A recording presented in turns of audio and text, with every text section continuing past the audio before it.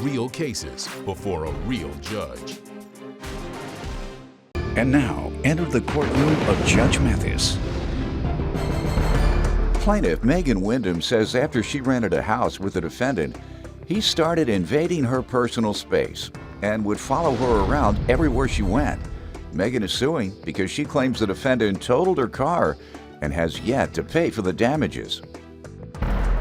Defendant James Morningstar says the first night he and Megan met, they had sex, and after that they decided to become roommates. James admits he was interested in Megan, but believes this whole thing was a game to her. James is countersuing for hospital bills and emotional distress. Yes, ma'am. Tony was, I called him Tony, was my roommate for the month of March. It was absolute hell the whole time. March of what year? 2012. Mm-hmm. He would follow me around the house, asking me weird questions.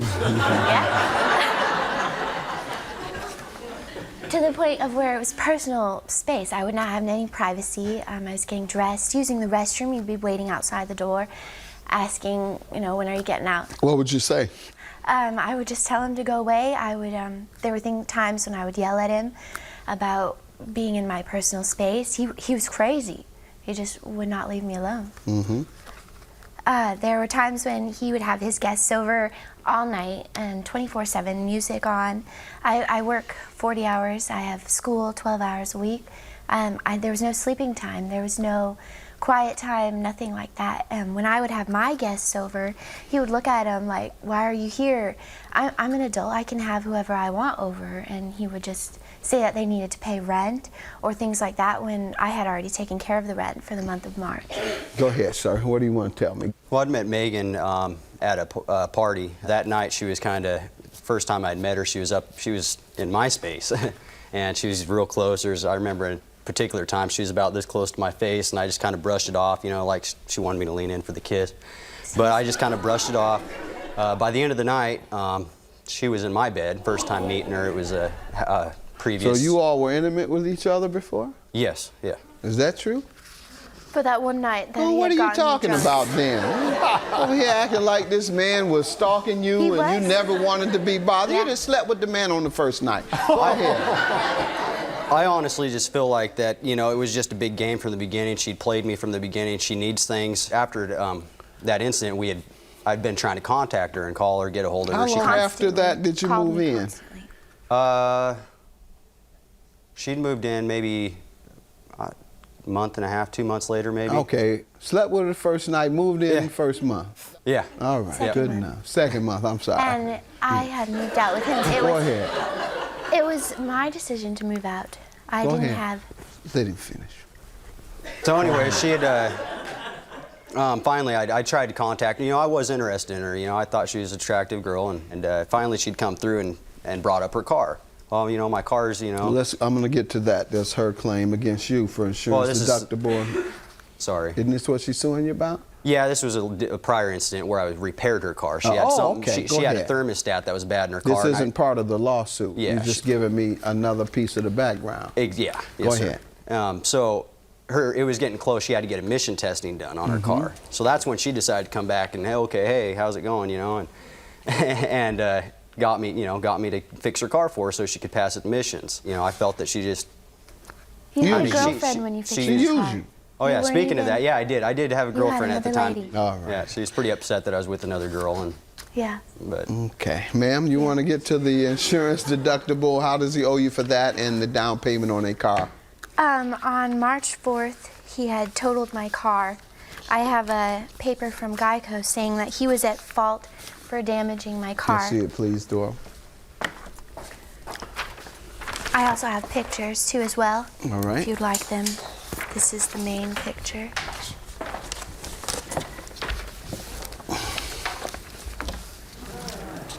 What did he say happened? Or what did you come to find out?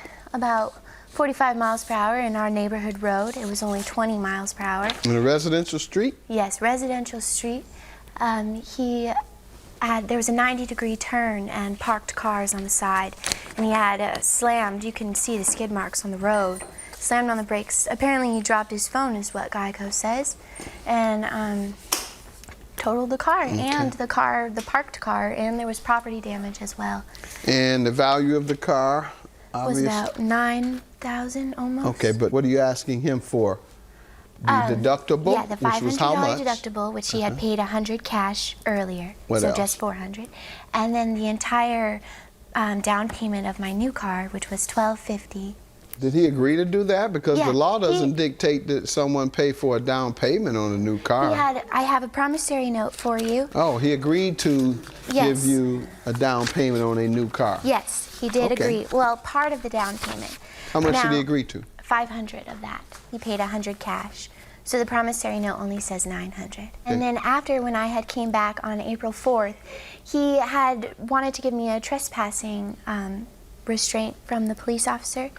Yeah, and I was supposed to be there picking up my money. Let's just He had stop not there, man. paid Why me wouldn't anything. why wouldn't we go with what is signed? Because he didn't even compromise with me. I came back and asked him for only a piece of it at least, so I could pay for the So, rest. has he paid you anything? Nothing, just 100. Yeah. You said nothing, just 100. Earlier you said Which was towards the 500 deductible, and not the down payment. The Ma'am, $100. let me explain. Okay. When you say nothing and then you say 100, Yeah. you confuse people. Okay.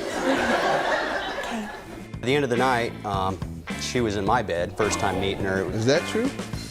For that one night. Well, what are you talking about then? Over here acting like this man was stalking you He and was. you never wanted to be bothered. You Yeah. just slept with the man on the first night. Plaintiff Megan Wyndham is suing her former roommate, who claims they had sex on the first night they met. How much has he paid toward the agreement that he made with you? Nothing. But I believe it says $100 and that on there agreement already. says Olden Martin. Let me read this, man. I have agreed to pay $500 on the insurance deductible and $500 on the down payment. That's $1,000, and he's paid nothing on it. Oh. Is that what you're saying? I apologize. He gave me $100 cash.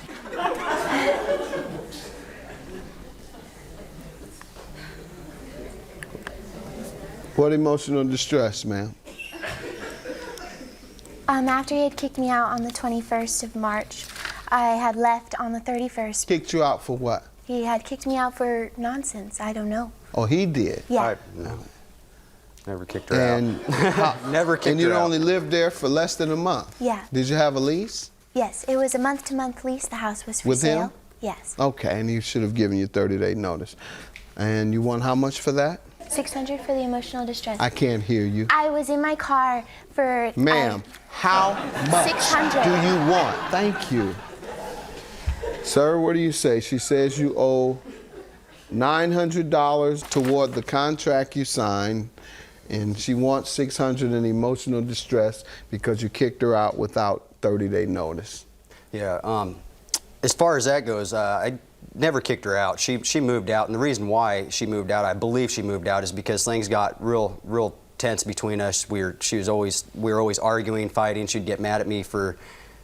Describe what occurred when she moved out. We had gotten into an argument. I had said something to her that really upset her amongst the argument, and then she got this. It's kind of funny. She had this look in her eye, and I was like, "Whoa, she looks like she's gonna hit me." And her best friend was there.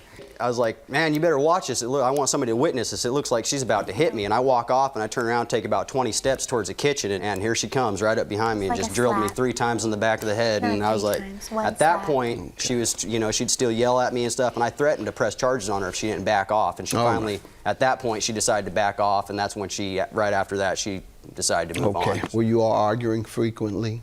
Yes, we were arguing frequently. I have a statement from my father who was there. Saying what? Saying that, That he was there and he saw what happened? well, not when he hit me, when I hit him. No. The reason Not why when I you hit hit him him. that day, Your he father had wasn't called- there when you hit him? No. That's what you're saying. I So did you hit him admit once, hitting him. one slap, yes. All right, let's move Not on. 3. We're gonna go past her suing you for emotional distress for hitting you. Your hospital bills are for what, sir? You're countersuing her. They were, when I got into the accident, the paramedics come down, they do their thing. I got into the ambulance. I felt okay. They convinced me to go ahead and go to the hospital. They started giving me incidents, people feel okay, they have internal bleeding, they die. So they said, what do you got to lose? in the back of my head, I'm thinking, all right, you know, I might as well go. She's got insurance, full coverage insurance and everything will get taken care of through the insurance company. Well, little did I know she had opted out and signed a waiver through the insurance company saying that if she got into a car accident or anybody who drives her car got into an accident, they're not covered. Okay. And so So because she's not covered with insurance, why does that make her pay your bills for totaling her car? If it was liability insurance, you know, me not feeling Well, she that didn't do anything wrong. You did something wrong. You totaled her car. So how is she to pay for your mistakes? Maybe I'm missing something. You get hurt doing wrong with her car, and you want her to pay you for getting hurt while you were doing her wrong.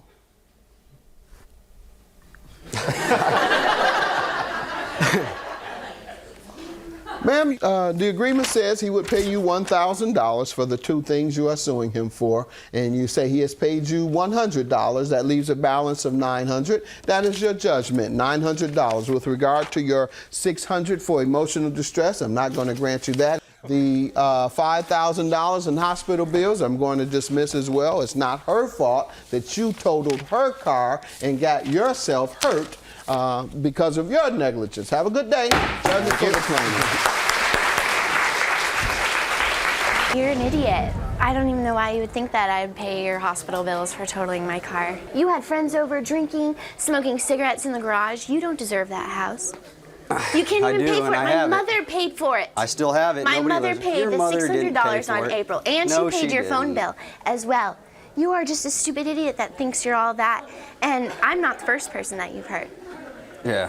Yeah, there's a whole club that hates you. Okay.